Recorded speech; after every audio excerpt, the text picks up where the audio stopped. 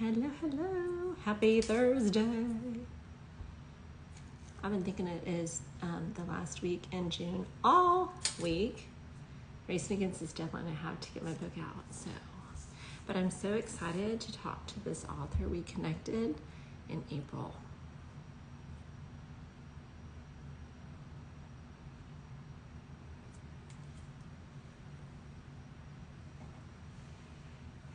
Hey, Samantha. I see you. I hope you're getting the invite. Hey, Sienna girl. Okay, we're quiet.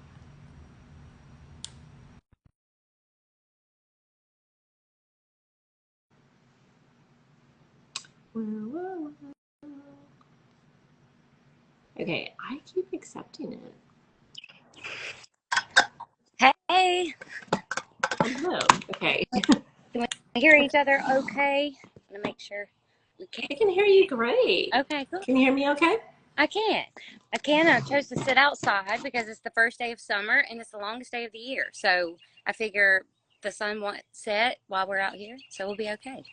Well, here's how I know you're not in the South, because one, the mosquitoes will come and attack you, or the bugs, or the heat, or the humidity, and you will be melting in the middle of our eyes. So yeah.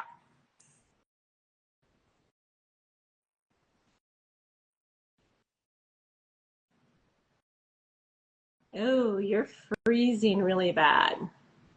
Make sure my signal was going out. Okay. Am I back? I think. Okay. It keeps stuck. Okay. Am I still stuck? Yes. Okay. She's frozen again. Hopefully it'll come back. Hey, Mama Bird. Can y'all see? Is she still frozen on y'all's end? I'm trying to invite her, but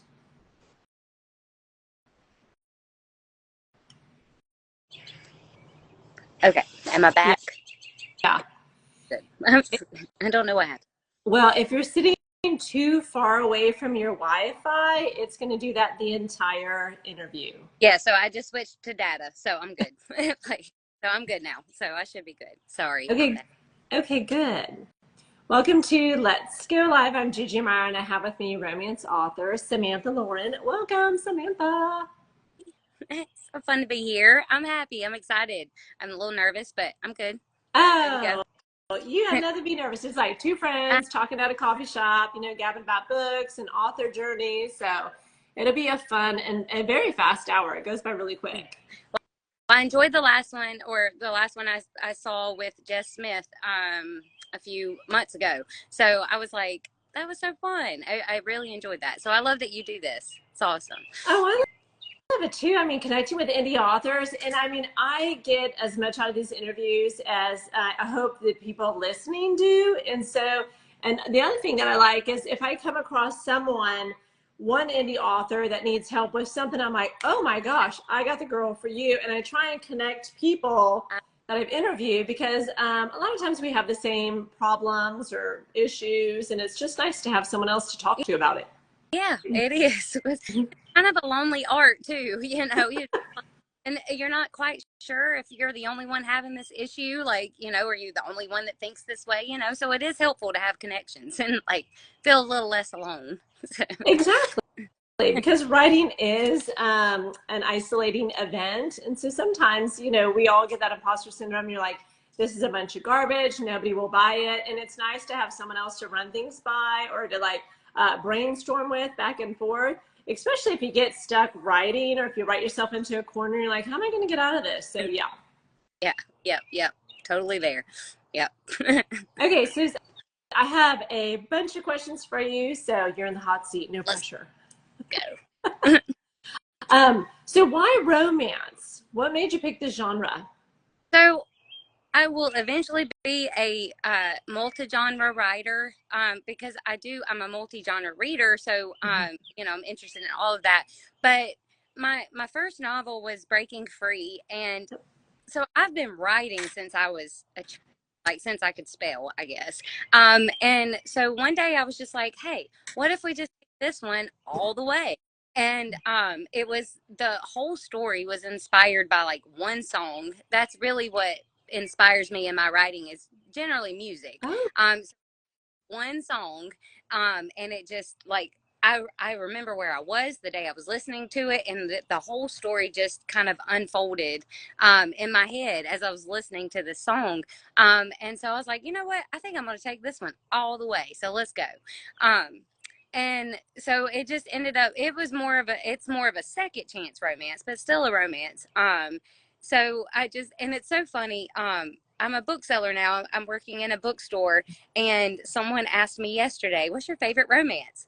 And I realized then, because I went into my Goodreads and I was like looking at everything I'd read, and I was like, maybe I don't read a lot of romance. I read like thrillers and like fiction with like side love stories. So I was like, oh gosh, I mean, there is like Emily Henry and Taylor Jenkins Reid and things like that I read, but like on the whole, so I had a really hard time like recommending something, because I'm not like a strictly romance reader.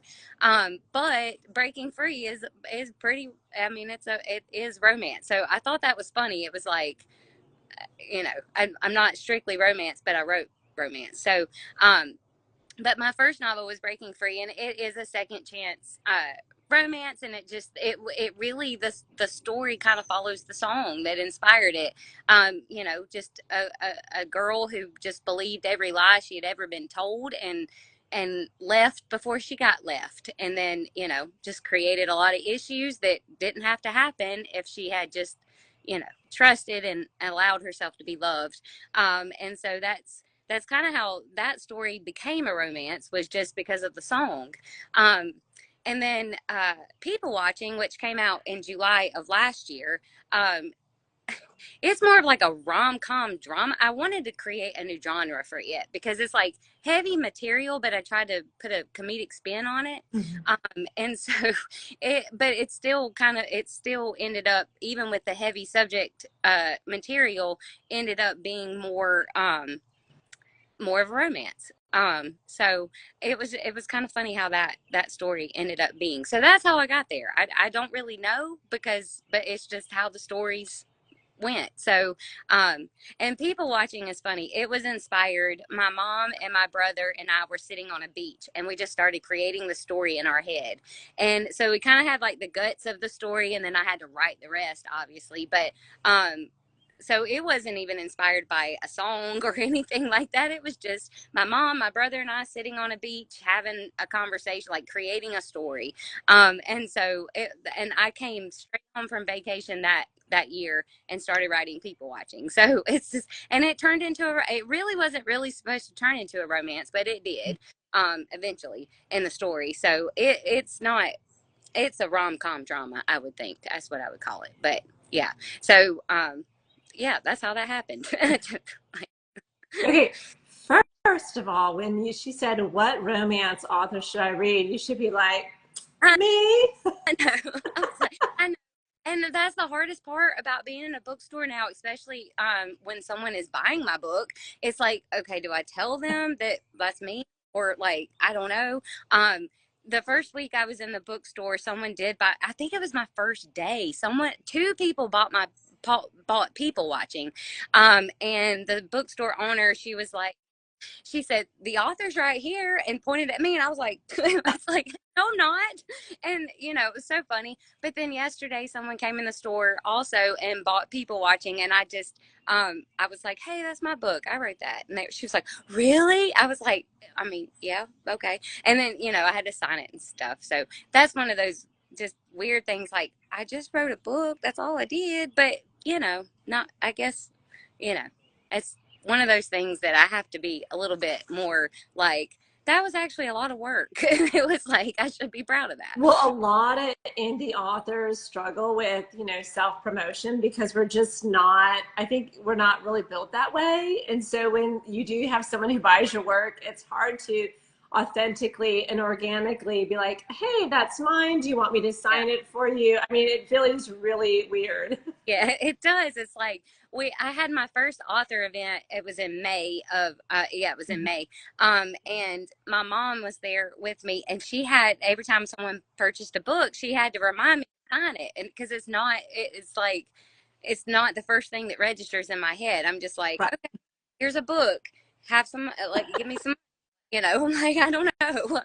And my mom's like, did you sign it? And I was like, oh, I gotta sign it. So, she was like really good to be there, like in the back of my head, like, hey, sign it, reminding me to do that. Cause it's like, why does someone want my signature? Like, I don't like it, just doesn't register. But I think I'm starting to get a little bit more comfortable with that. But it's been I've only been published it'll be 2 years in November. So I'm just kind of coming around to like embracing it, like not feeling weirded out, when someone's like, I don't know. It's imposter syndrome. Like I never really understood that until like I lived it. And then I was like, yeah, I feel like an imposter. Like I should probably just go back to my day job and just stay there. Like No.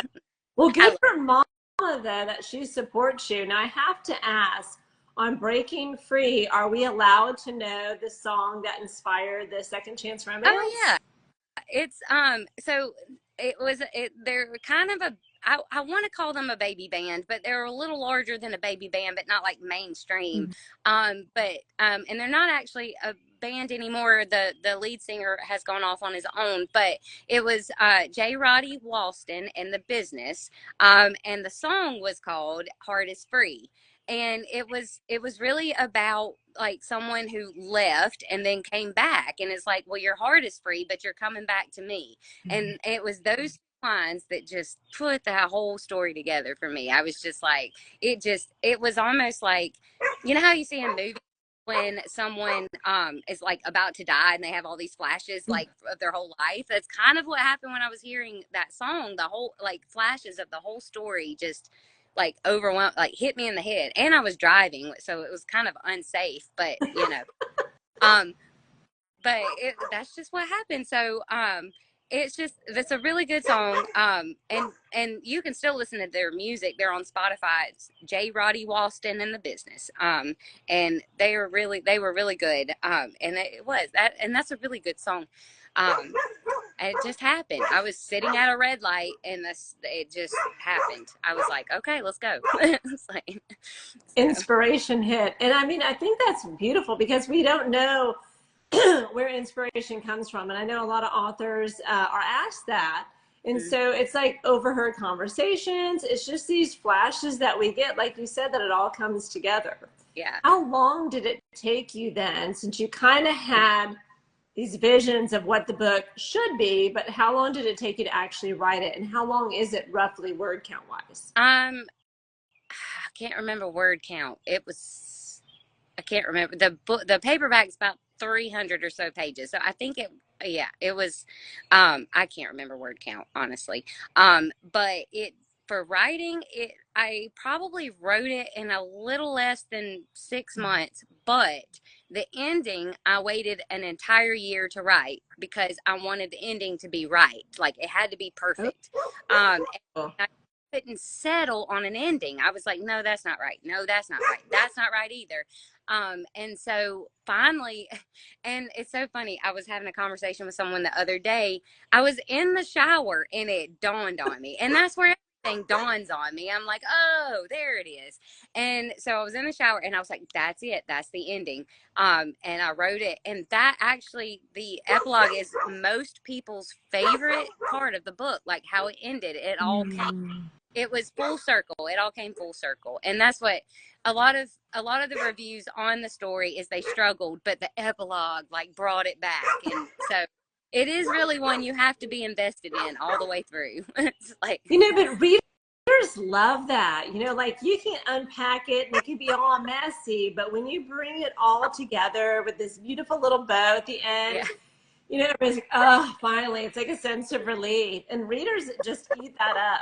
Yeah, they did. They loved it because a lot of the reviews were, and I would, I've had 3, 4, and 5-star reviews on Breaking Free, but most of them were Like it was so hard to get through, and I wanted to smack Rachel. She's the lead female character. She's like, I wanted to smack her and everything, but then the epilogue happened, and everybody was like, "Oh, that it was just perfect. It was a good ending." So I was happy about that because it was my first book too. So I'm like, I don't know if it's any good. I don't know. I like the story, but other people enjoyed it too. So but it was funny. The epilogue really. I was so glad I waited that long to write the ending because I knew that after everything I knew that after everything I would put readers through in that book, You got to that reward them. they had to be it had to be perfect. So that's why I waited. And I was glad I did because it was like when it hit me, I was like, oh, that's it. That's it. I was so excited. I think I wrote it the next day when it hit me in the head. So that's what I was thinking about the other day. A lot of authors outline. I cannot outline. Like I'm just going with the flow. Most of the time I start a story or with I already know the ending, so I have to fill in everything else. But then a lot of times what happens is the ending then changes because I filled in everything else. So it's just what it is. But yeah, that one was fun. I remember when I realized how I needed to end the story. I was like I said, in the shower, and I was like, that's it. It was like if like a light could have beamed down from heaven, and it was that moment. So yeah. And then the funny part, so then I didn't know how I was going to publish it, and I knew it needed to be edited. And so I joined this book club, and I'm sitting next to this girl, and she's like, well, I'm an editor. And I was like, really? I was like, oh. And she was like, yeah, send me your book. Like I freelance. And so send me your book. So she did. And so she's now my editor. She's edited both books. She's made me cry a few times. She's not an easy editor. Yeah.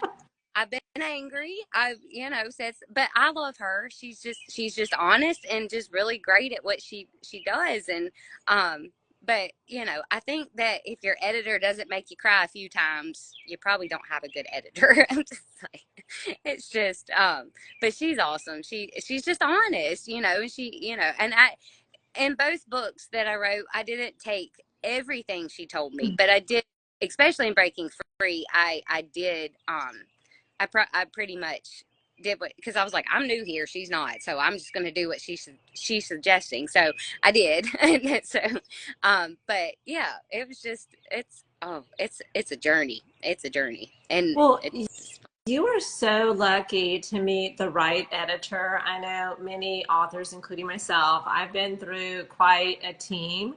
I have a dream developmental editor that I can never get on her schedule because she is superb, so good. She's booked out to middle of 25 and into 26. I know. And I'm like, I'm not that good of a planner. I'm not here. Really do have to have the right fit. And I've been through several, line and copy editors. And you're right. Sometimes, well, I have a new dev editor that I adore, and she is my ride or die. She hasn't made me cry, but I know through all of my editors that I've been with, because I think I'm on like number 4 and 5 between my developmental and my line.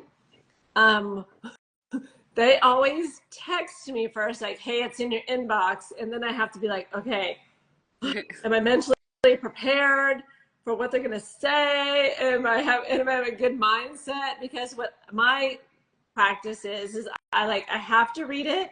And then you got to marinate on it because you're like, I get what they say. Yeah, that's a weakness. Or I don't know if I agree with that. And so it takes me about a day to wrap my brain about what they have said. Yeah. To see if I want to incorporate all of it, part of it, percentages, that kind of. So yeah, they text me. I prep myself mentally. I open it. I'm either horrified. Like the book I am writing right now, she's like, this came in a little bit messier than before. And I was like, oh my gosh, I was freaking out. And she's like, but it's not as messy as the one we overcame like 3 books ago. And I'm like, oh, okay. Yeah. So that feels better. Yeah. Yeah. And my editor is developmental and line. Perfect. Like, and so it's like I get double whammied. I'm like, she's like, this is not the right tense, and this can't happen. Like, that's not real. And I'm like, it was so funny. And people watching, at the end, I kind of sort of kill off some people, and it's like over like a Yeah. decade. And she was like, much bad stuff cannot happen in a decade.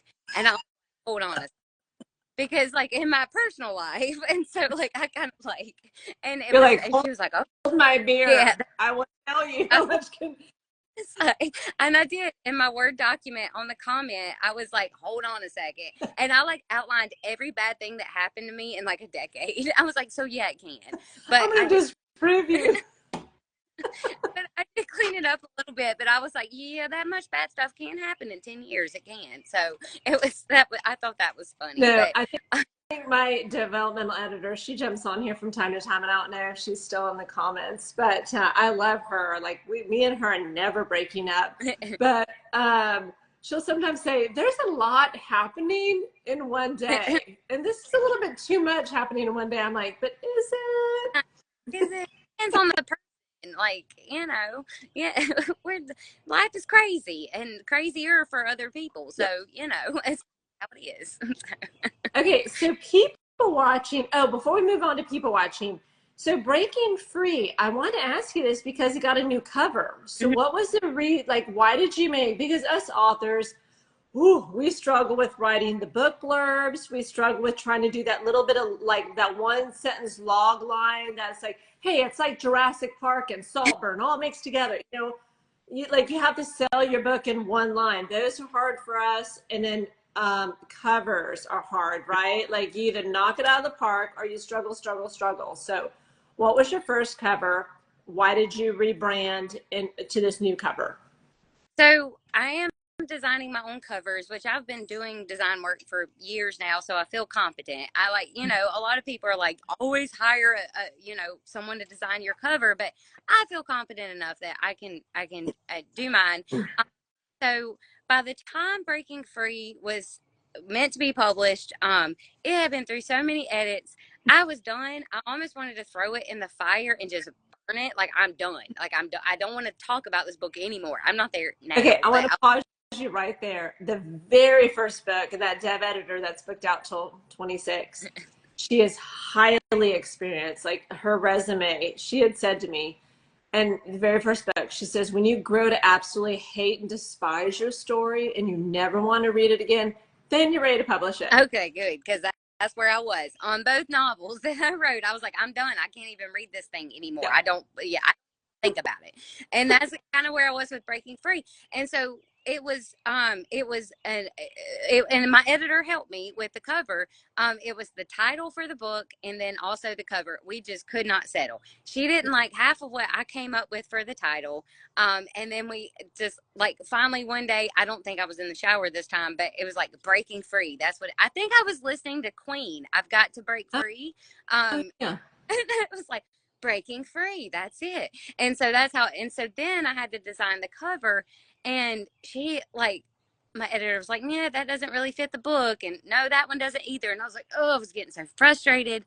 And so what we came up with, I liked it, but I knew that it was going to need to be updated soon.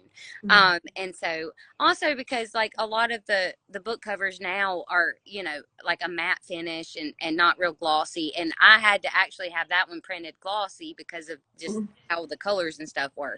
And so I had my first author event in May, as I mentioned earlier, and I was like, well, this is a really good time to go ahead and update that cover. So I already had it like designed and ready to go. And so all I had to do was upload it into Amazon for, Amazon, because Breaking Free is not on Ingram Spark, but and did that. And when I got the proof, I was like, oh, this is, and like the cover for Breaking Free is moody. Like it's just kind of moody. It's an ocean, but it's moody. And that's sort of what the story is. It felt like the story. Now my editor still hates the new cover. She doesn't like it. I'm like, whatever. But because she feels like it makes it look like a beachy book, and it does take place on Tybee Island in Georgia. But it's not necessarily like they're not like on the beach having fun. I mean, there's like a chapter where they go out on out on the ocean in a boat, and outside of that, it's not really it does take place on an island, but it's not a beachy summer read. Because we actually kind of go through different holidays, and there's even a chapter dedicated to September 11th, 2001, because of where I started the story. I kind of had to like put that one in there. So that was fun to write too, though, because that was a day I lived, and so I was able to kind of like put what I felt that day Yeah. into the story. And I think that chapter in Breaking Free is really like I will go back and read that now, and it does still give me chills because it is exactly what I felt that day. Like, you know, with a little added stuff for the story, but for the most part, the mood and all of that was what I felt that day. So Breaking Free, it just it goes it goes back and forth between years, so it is one of those, and some of the reviews, they struggle with that a little bit, um but it kind of eases off towards the middle of the book, and then you get more like present day. But that's kind of there was a lot of flip-flopping back and forth in the beginning because it had to be, just because of the way the story is.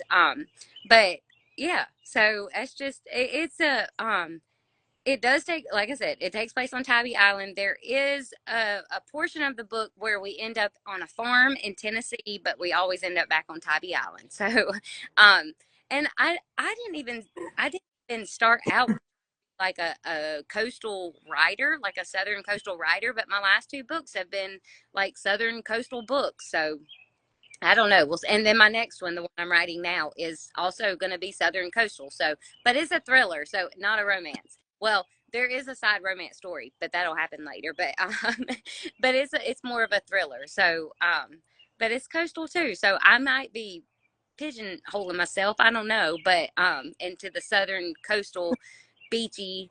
But I don't mind it because I love living there, like living in that space. So we'll see how it goes. But yeah, that's So with people watching, that was your second book that came out. Were yeah. you writing it at the same time? I know you said you took a year off and then you wrote the epilogue for Breaking Free, but were you also crafting people watching during that time? I was. That's kind of why people watching got delayed, because I said I wanted to have that book finished and written by like February so I could have it out in the spring of last Mhm. year. But I did not factor in publishing Breaking Free. And so with that was also all the edits and the cover and the, you know, the title for Breaking Free while I'm trying to write People Watching. So People Watching kind of got put on the back burner. I started writing it in July of I guess that was 2 years ago. I started writing People Watching then. And then once I realized I was publishing Breaking Free, it got put back a little bit. And then I started writing People Watching again in January of last year. And I'm trying to book it. Like, I'm just like trying to get it finished because I want it out by spring break. That was I want spring break. Let's get People Watching out because that one is a beach read. Like, it's a summer pool read, like wherever you are. And I just kept missing my deadlines. Just like, and so finally, and then the edits. Oh, well, the beta readers. So I had beta readers for People Watching, and I basically had to do a rewrite. But it was just because of one character. And so I had to, but because I had to rewrite him, I then had to like rewrite some of the other Yeah. pieces of the Yeah. story. And so then Get all the way through. I was like, oh gosh, I got to go through this thing again. Ugh.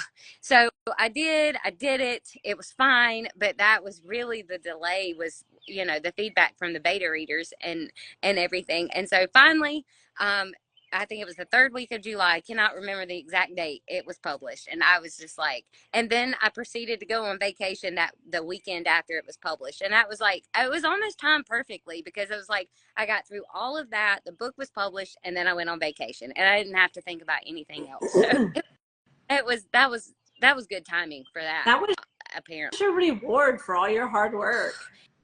that's I told someone the other day, you know, before I was an author, before I understood what all of it entails, I used to question the price of a book. I will never question the price ever. Like ever. Like I'm like, if your book costs $100, I know why it costs $100. Like I get it. So I'm like, I will never do that again. It's just You know, now I know traditionally published, there's still a lot of work there, but you know, they get a little help from, you know, the publishing houses and stuff. But for indie authors, it's us. We're just, you know, we got to make it happen. And so it's just, how much grit do you have? You know, how can you do this? And so there were nights where I was like, I'm done. I'm not doing this anymore. But I can't be like that because I have to write. If I don't write, I explode. So, you know, there we go. It's like, and Okay, I don't I want to. love that word grit because it is so true. But I know what you're saying about if you don't get it out, you'll explode because authors understand this. Your characters just talk to you and they nag at Yeah. you. And you have to just get that scene or that, you know, those words down in order to be able to like function, move on, interact with the family. Yes, it's like it's just takes over. I've mentioned this so many times on my page and stories, but I love the show Bewitched, the old show. You know, it's just one of my favorite shows. But there was an episode where Sam had to write a play, and I don't know, I don't think she'd ever written anything in her life before. But Darren had charged her, or pretty much charged her with doing this. So let's write a play. So she was struggling. It was stupid. Like everything she was writing was stupid. It was not making sense. Um, so she made the characters come to life, and so they're like in her living room. They're all standing there in her living room, and then she can't get them to go away. They won't be quiet. They keep just talking, and like, well, what if we do this, and what if we do that, and she's like, go away, like, you know, it's just like, and that's kind of what it's like as an author. Like they're just there and they are telling you what to do, and like if you don't write for a couple of days, they're like, hello, I'm still here. It's like, you know, and it's just, I think people look at you like you're crazy when you say that sometimes. I think authors understand. We understand like that's just what it is, and they do what they want and we just write it out. We don't, you know, we don't get to tell them what to do. It's just I not. cannot remember what author this is, and I just read it this week. So, but she had a funny little line, and it said, "My characters do whatever the hell they want, and I'm just writing up the incident report." Basically, that is what it Isn't is. that It's just like hilarious? so funny. The blurb I sent you from people watching for this, that was a sentence that where my characters decided they were going somewhere else, and I was like, well, that wasn't part of the plan, and they didn't care. Like I still had to take them somewhere else, so they didn't go home. They, you know, it was like, what if we never go home? And so they didn't. It's like, Well, you said it earlier when you said, I already have the ending, and then you change the middle, and then you have to rewrite the ending. That happens so many times. And so, like you, I'm a pantser. I have a general idea of what I want the ending to be, but sometimes I never get there because, you know, yeah, your characters go off script and they do what they want. And maybe, you know, they have sex too early, and you're just like, wait, that doesn't happen until like chapter 20, and you're over here on chapter 12 or something. yeah, I know. And then you have to go back and fix stuff and like change things around. And it's like, why do you have to be so difficult, y'all? Come on. It's like, talk to your characters. And then people think you're crazy because you're talking to your characters and they are in your head, but it doesn't feel like they're there. You know, it's like, it feels like they're here. It's What did you learn writing from book one that changed with book two? like, so book one was completely handwritten in a 5 subject notebook that I had to then, because that's how I've always written. It's always been handwritten. So I had to take that book and then put it on a computer. And so that was yeah, there was some editing though that I did in Mhm. the process of, so I was like, I don't think I want to do that again. That So was painful. yeah, people watching was the first book I've written on a computer. Like I typed it, the whole so I did learn that because I was like, yeah, I'm not doing this again. I'm Good not, at I'm not moving stuff from notebook to computer again. Um, and then I think the other was just knowing that like my editor was going to make me cry and that, and that beta readers, you know, might have some opinions. So it was being prepared for that, you know, and things like that. How many Um, betas did you have for the second book? the second book, I ended up with like, I think I had like 12. I think I originally had Mm, 15, but I got 12, like 12 that's feedbacks back. a lot of Yeah, feedback it was to process. nice. Like maybe a little too much. maybe like some can go off to the ARC team, but ooh, that's a lot of It feedback. was a lot to filter through. And so most of them, I only took like the greater opinion, I guess, of all of them. Like I took the average, Yeah. which was rewriting one character. And so and it did change a lot of things. Rewriting, his name was Drew. That was and he was my favorite. So it was also offensive that I had to rewrite. Like, he was my favorite. Um, They're making fun of your baby. I was like, I like him. What are you doing? But he was just kind of whiny, and I think females want like a strong male Like, figure, and he was a little whiny. But he's having some issues with his marriage, so I think he had a right to be whiny. But so I kind of bulked him up a little bit, I guess. It was like I tried to bulk him, but it's just it is what it is. But it was the beta reader feedback was really good, but that was the average. Everyone needed Drew to be better than what he was, not so whiny. So that was a challenge. but do you feel that their feedback made your book a better story, Yeah. richer? Yeah, I think so because I was able to give more depth to like Drew's character, which then actually gave more depth to like some of the characters I don't want you to like. I was actually able to add more to them to make you not like them even more. So like Mm-hmm. it was kind of interesting how that worked out just by changing Drew's character a little bit, then gave me more fire for the characters you're not supposed to like the bad guys of the story, which I don't know if you can call them a bad guy, but I don't know, they're bad guys. So that's really kind of what happened. It did kind of like fill in some spots and stuff like that. So I really like my beta readers for people watching. It was a lot better than the beta readers I had for Breaking Free, but I was just starting out with Breaking Free. I think I had 3 or 4 beta readers then, and they were like, "Oh, this is so good," and I was like, I need feedback, y'all. Come on. Y'all are fired. You could be on my hype team. I was like, "But I need like actual honest feedback. Like, is it like, are you sure?" So, Yeah. but yeah, beta readers were definitely so much better for people watching. But it was a lot, so I don't think I'll do that many next book. Maybe Yeah. I was on because I think when I had beta readers for Breaking Free, I think I was supposed to have like 8 or 9, and like 4 of them flaked out. So I was like, well, let's aim for 15 and see what happens for people watching. And so I ended up with 12. I think it was like 12 or 13 feedback, like forms of feedback. So I was like, that was a lot to filter through.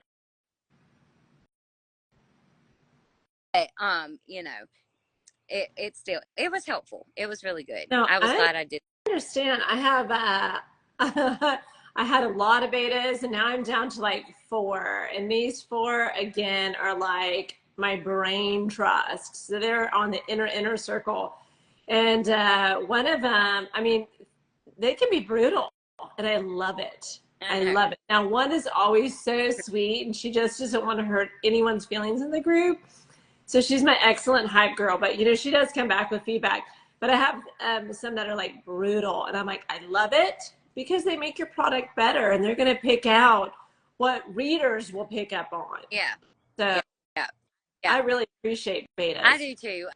I really do. I think that's an important step. Like, I mean, I've always told people like definitely get an editor because I know you think you can edit your own stuff, but you can't because your brain automatically fixes stuff. And I don't think people realize that. So you can like read a sentence and it can be completely wrong and your brain fixed it and you don't know that it's wrong. Yep. And get an editor. That's the best. And it is a little expensive, but that's the best thing you can do. And then the next would be the cover design. Like if you can't design your own cover, like definitely do that because I know you're not supposed to judge a book by its cover, but do we not all judge a book by its cover? It's We like, do. that's why I pick up books, because I'm like, oh, that cover. Working in the bookstore now, I'm like, every time I'm like, oh, that's a pretty cover. I'm going to read this book. Like, that's what I do. And I know it's not like how many other really amazing books am I like looking over because the cover wasn't great. So, but it's, get the editor, get the cover designer, get the beta readers. Like you need the beta readers. And the art team is good too. I've not done an art team yet. I've not gotten there. I wanted to do one for people watching, but I ran out of time. So I didn't Well, have that. to your point, two things. To your point on covers, they always say if you take any class, go to any conference, any breakout session, they talk about covers. Mm-hmm. And they always talk about doing a study of your competition to see, like, if you're on a bookshelf in a bookstore, where are we going to put you, and does it blend in? Like, if you're writing fantasy, it needs to have, you know, the certain kind of font that they're using, the certain kind of colors. And so, although we say don't judge a book by its cover, we have to, because it has to blend in. But I was going to ask you, how did you find your beta readers? For those that are authors listening to this and they don't have betas and they want to go down that road, how? So with my first novel, since I was brand new, it was people I knew. Like it, that's just how it had to be. But I set up my author page on Instagram, probably a few months before it was probably about 6 months before Breaking Free was published. And then I just, I continued to try to market there and grow. So then when I got to the point with people watching to get beta readers, I just put it out there on my author page. And by that point, I probably had, and still I'm still not an influencer by any means. I probably had maybe 700 or 800 followers by that point. And so I was like, I'm going to put it out here now and see if I can get some randos, because I need some randos. I don't want it to just be people. And so that's really what I did. I think I posted it in my stories and on my page, like on my, as an actual post, and just had people volunteer. And so a lot of the people that were beta readers, I do know, but we're, not like close. And so it wasn't, and I wouldn't say we were acquaintances either, but we're not like besties. So it was still, good to have them. And then the other like people that don't really know me. So that it was a good mix. Like I had people who know me, and then I had people who don't really know me, like they've never met me in my life, but they follow my page. Yep. And it was a good people. So that was really the, like, I mean, I love the feedback I got with Breaking Free, but with people watching, because it was such a good mix of people, it was good feedback. I was thankful for that. So that's really what I did. And then I'm on a group in Facebook. I'm on a couple of groups, but the one I like the most, it's called Moms Who Write. And it's a group, and so I've even posted there, like people will beta read and stuff like that. There are rules in that group always, but that was good. And that's a helpful group too, as far as just writing. And it is for moms. So, you're just there, as a mother writing and, seeking some help. So, but yeah, that's kind of how it was mostly just, I just posted on my Instagram. I was like, hey, want to be a beta reader? It's like, and people were like, I do. It's like, okay. So yeah, So that's how that went. Moms Who Write, for those that are listening on Facebook, and you guys can go hang out there and get some free resources, which is always helpful because, like you said, there are things you do have to pay for, which is editing and graphic covers. Yeah. So what are you working on now? You mentioned it. Yeah. It's a thriller, a beach read. It is. So it's going to be like a spooky read, kind of. So it takes place on Johns Island, South Carolina. And on Johns Island is a tree called the Angel Oak Tree. And it is one of the oldest, it is, as far as anybody knows, the oldest live oak tree that exists this side on the east coast of the Mississippi. So they don't really know how old it is. They're assuming it's about 500 years old, just because of the rings and growth. And well, and they can't even cut into it because it'll kill it. So they like can't even, but it's the growth. And, most live oaks grow up and then go out, but this live oak has grown up, out, and up. And so it's like, I mean, it's just huge. And I've been there twice. And so, but there's a lot of, spooky stories that surround the Angel Oak Tree. And, so it's kind of what I'm doing. The story, it takes place on John's Island. It begins with someone dead. It actually, the first sentence starts, the lead female character is thigh deep in marsh mud, and she's got blood on her hands, and she has no idea how she got there. But it's really going to be a story about just, there's a little bit of hoodoo, because on John's Island they were known, that's a lot of where the Gullas and the Geechees kind of, that's where they lived, that's where they were, they worked on the plantations there and things like that. So so I'm gonna, and their spiritual beliefs, there's everything. They're just so, that culture is so interesting. So I wanted to do a story on that, and just kind of, so we've got a mystery, like, and on John's Island. And so that's kind of what I'm doing. It's a challenge because the book takes place in like between 1965 and 1970, which are like, I didn't live then. So like, I've had to Google things like, did spray paint exist? And it actually did not. And for residents in 1970, it was like automobile places. Like if you wanted to get your car repainted, yes, spray painted existed. But like, if you wanted to just go buy a can of spray paint in like 1970, you couldn't. It wasn't really available. So it's like, you have to Google things like that, and it's so crazy. But so it's been a challenge. It's probably going a little slower than I wanted it to, but it's going. It's going to be a good story. It's just it's taking some time, but and I want to write a thriller right. Just Yeah. just write it right. So where are you at in the process? They're getting their clues now. Like, they're starting to figure some stuff out, and just yeah, they're getting their clues, and it's just going. Um, it's just a Well, challenge. I imagine as a pantser, you're telling the mystery to yourself. So you have to figure out the clues, because you have to figure out, okay, I have a body, and then at the end I have to solve it. But all this who done it in between, I would imagine that can be kind of daunting. It is. Having to figure out what are all the clues, what journey you're going to put your characters on, and will the readers enjoy it? Pacing, tense, the plot twist. It's so, writing a romance and writing a thriller are two different things. I'm like, so Big. that's been like a challenge. And so all year this year, all I've read are thrillers. Now, right now, I'm reading a Mary Kay Andrews, because I had to read something happy and funny, and just like, Palate because cleanser. like back to back, I just read Home is Where the Bodies Are by Geneva Rose, and then The Perfect Marriage by Geneva Rose. And I was like, okay, now I'm going to something happy, because I got to. But but I'm like, I really thought, writing a thriller, of like, because that really is my favorite. And one of my favorite television shows is Supernatural.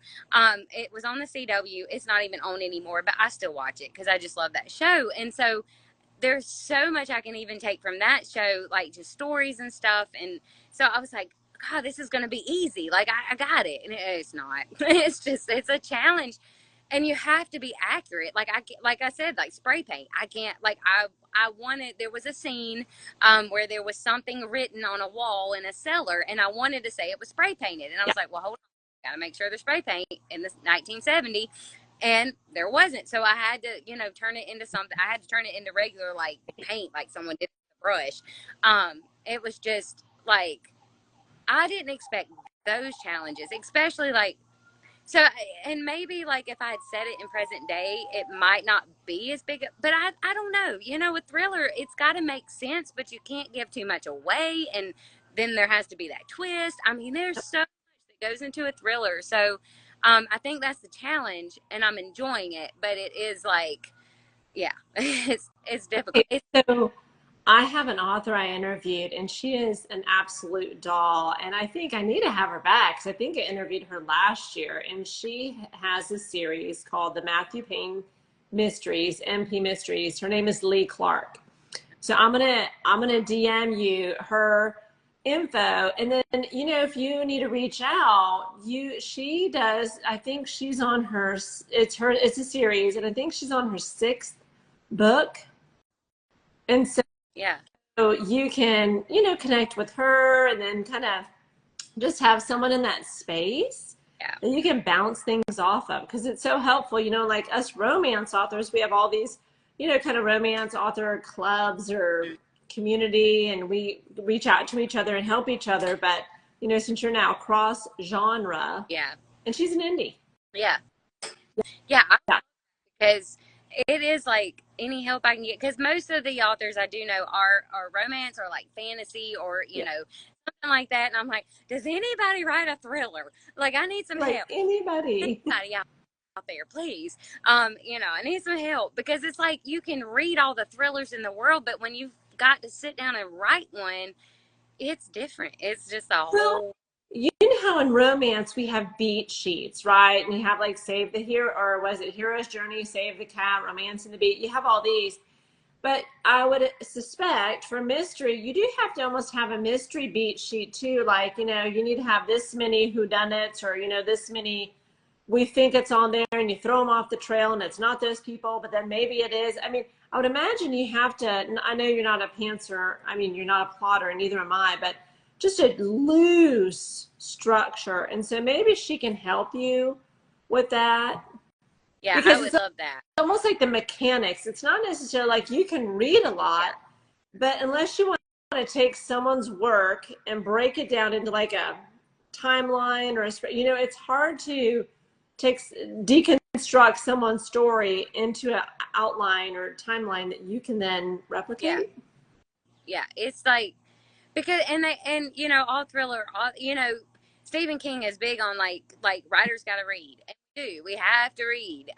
But even still, it's just like when you sit down, you know, you can know all the aspects of a thriller story because you've read them all, like you know how they go. But then when you sit down to actually write, it's like all that disappears, and you just completely forgot about every thriller you've ever read. You're Well, just like, hold on you here. have your task list, like, you know, with romance, you know, it has to have a happily ever ending or a happy for now. There needs to be like some third act breakup or misunderstanding, and then, you know, an inciting event that draws them together.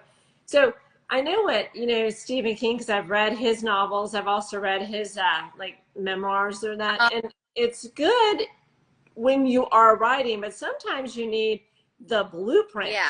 to write. Yeah. And everyone has a different blueprint. They're not that common. You could Google it. You're not going to find exactly what you're looking for. And so I hear what you're saying, but yeah, to be a reader and then apply it to practical application are two different things. Yeah, two different things. But Mhm. Stephen King's writing, Yeah. the memoir on that, I want to reread that. That was the best book. Like it was amazing. It was like probably my favorite Stephen King book, and I love Stephen King. But he made me feel less crazy. I was like, oh, I do that. Oh, I do that too. I was like, oh, I'm not crazy. But then we're talking about Stephen King too, so there's that. But you know, that Okay. So book.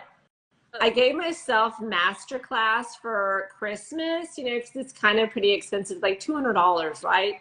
But Dan Brown had the masterclass, and you know, he's not necessarily like horror like Stephen King is, but he does a lot of thriller suspense, and there's always a dead body and stuff. But you can go onto YouTube and watch some of his interviews, and he does talk about the craft of writing and how you get from point A to point B, and the dilemmas that you need to put your characters. And of course, everybody knows Da Vinci Code and Angels and Demons and that Robert Langford character. Yeah. And he literally will break it down and say, look, Robert Langford has to be in the Louvre, and he has to be locked in order for the story to work. Yeah. So what examples am I going to, how is he going to be? Well, I'm going to put him locked in at the middle of the night. They didn't check, you know, so you know now that your story is going to be in the middle of the night. It can't be during the day. And so he breaks down how you write these scenes because of what you need your character to go through. Yeah. And I haven't seen any, I mean, I've listened to like Margaret Atwood, who's, oh, she's a genius. But she doesn't deconstruct. She gives a lot of examples of other works. But I need someone to like break it down step by step. And Dan Brown does that. So you could probably go onto YouTube and Yeah. find interviews, because it's really Yeah. good. Yeah. And I love him as an author too. He's the best in the middle of a book though. You have to get through some stuff in a Dan Brown book, and then you get to the middle, and then it's like a page turner. You're like, I can't stop. Like, it's so funny. He does a lot of world building for a Yeah. suspense and thriller author. A lot of world building, like fantasy. Yeah. Very Yeah. in depth. Yeah.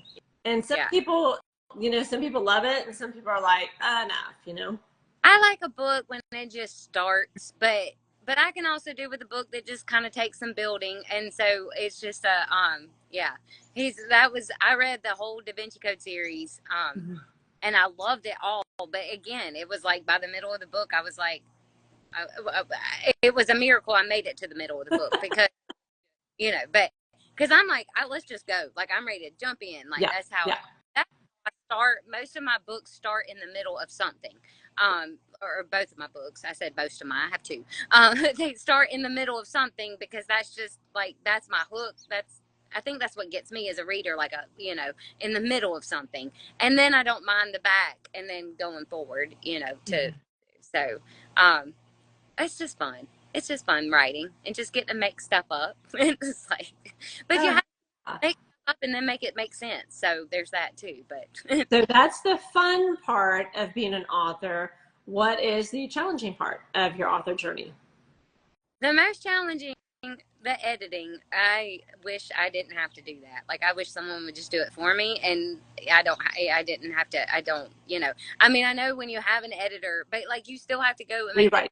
like, you know um so it's that, and then the marketing yourself is really just hard, and I know marketing, and it's still hard. Like, it's just not easy. And then Instagram has like lost its mind over the last, I don't know how many months. That's all I've seen from like everyone I follow and stuff, and Threads is full of just people fussing about Instagram algorithm and all that, and it has lost its mind. I don't know what's going on over there at Meta, but that's what it is.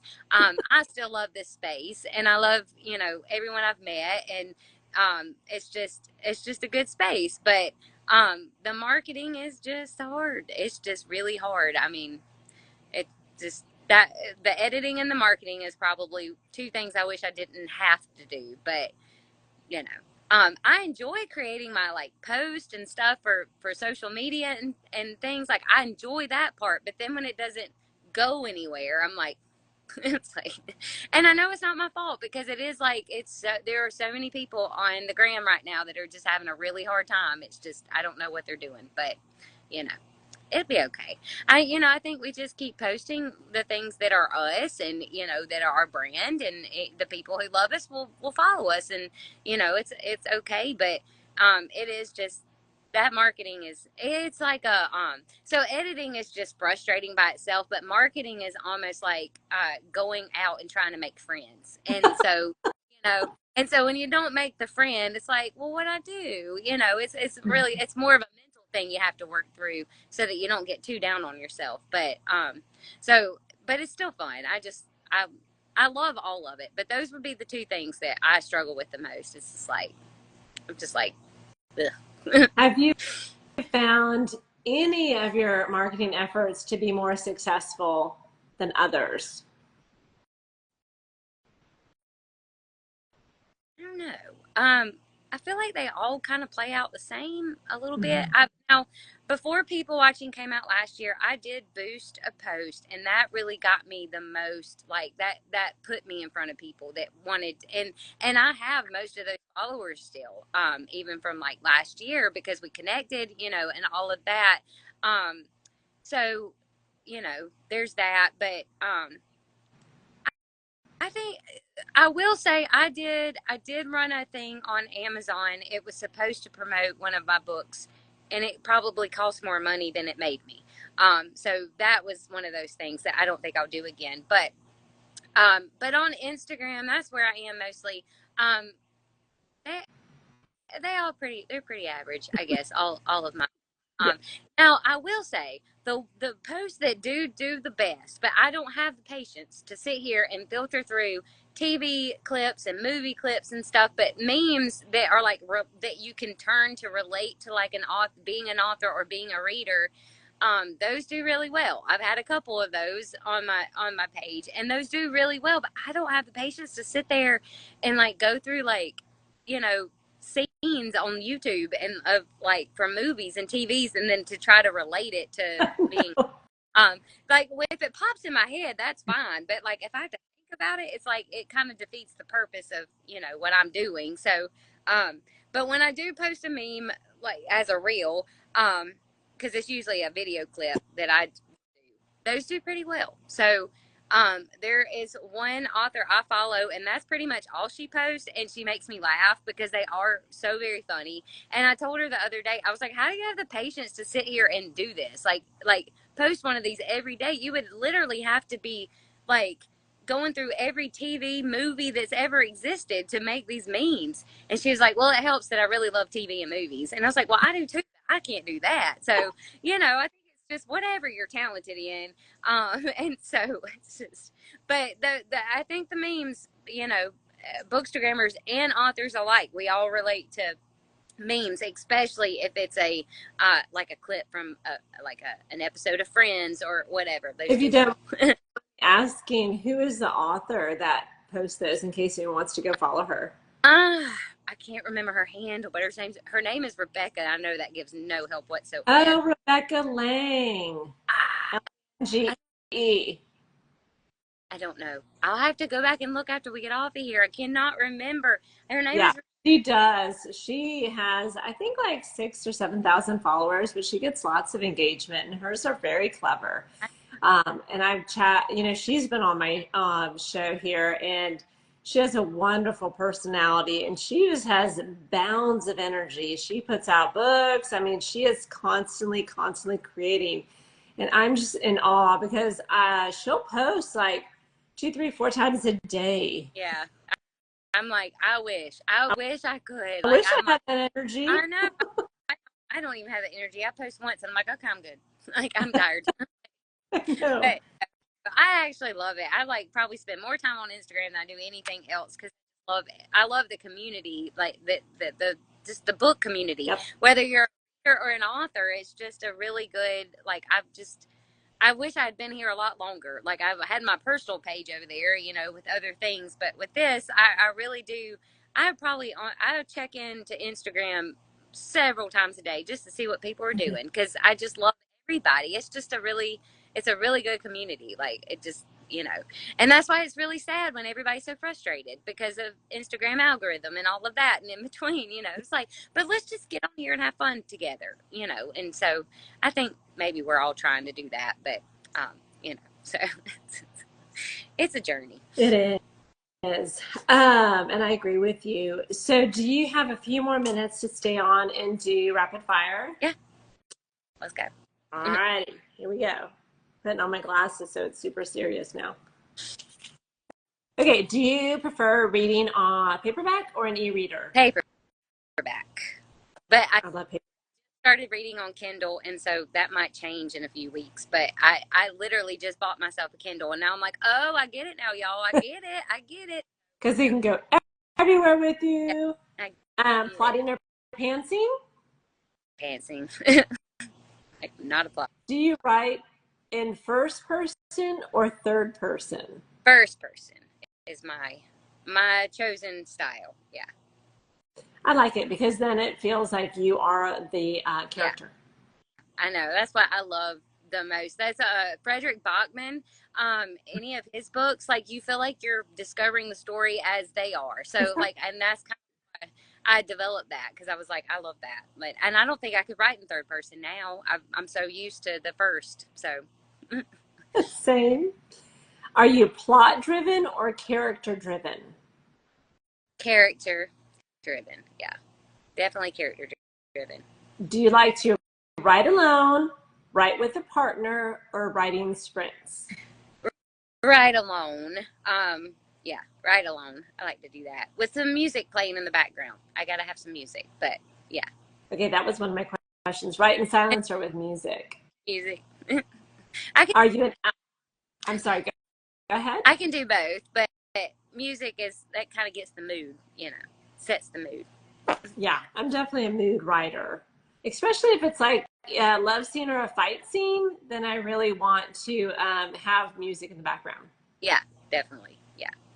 Okay, are you an outliner or do you discovery write? Rewrite. Like I can't outline. Like, yeah, I can't. I am flying by the seat of my pants over here when I'm writing. I don't know. And I'm having a just good time. yeah. Do you write with a deadline or at your own pace? I set deadlines, but if I miss the deadline, then I set another deadline. So I guess it's kind of both. Maybe I write it my, but then I set a deadline and then I make it. But if I don't make it, then I set another one. It's kind of what happened with people watching. I set a deadline, didn't make it, set another one, didn't make that one, set another one. So it's I think there's a lot of us in that camp. We have like high hopes, and we were like, "I'll get this done," and then you're like, "Crap." Do you write series or standalones? Standalones. Not a series writer. I want to be though. I feel like I don't know, but no, standalone. I'm good. Historical setting, present day, or future tense, or future for your books? Mostly present or historical. I don't know if I will dabble in future. Yeah. So it was present or historical pieces. Well, it's good our time is coming to an end because you're running out of daylight. I know. I was like, dang, it's getting dark fast. It has been a fast hour, and Samantha, you're such a doll. It's been nice getting to know you and to catch up, and I want to have you back when you have that third book with the thriller on the market. Maybe we could do it around your release if you pick a release date, and then we can promote it. Yeah, definitely. I don't know when that'll be, but hopefully probably next year at some point. But yeah, definitely. This was fun. This was my first Instagram live too, so let's go. Thank you for doing the honor, for giving me the honor of doing the show with you then. Yeah, well, thank you for having me. This was fun. I enjoyed it. It is fun, right? Just connecting, and we can nerd it up over books and author journey. Yeah, I know. I love it. Thank you. But thank you. And I'm going to DM you that Lee Clark, so then that way y'all can connect, and hopefully that'll help you get through your challenging period. Kind of that middle part. Well, thank you. That means a lot because, yeah, I could use some help. All the help I can get or inspiration. Yeah, we're a tight-knit community. All right. All right. Well, I will catch you in the DMs, and you have a good night. All right. You too. All right. Ciao for now. Bye-bye.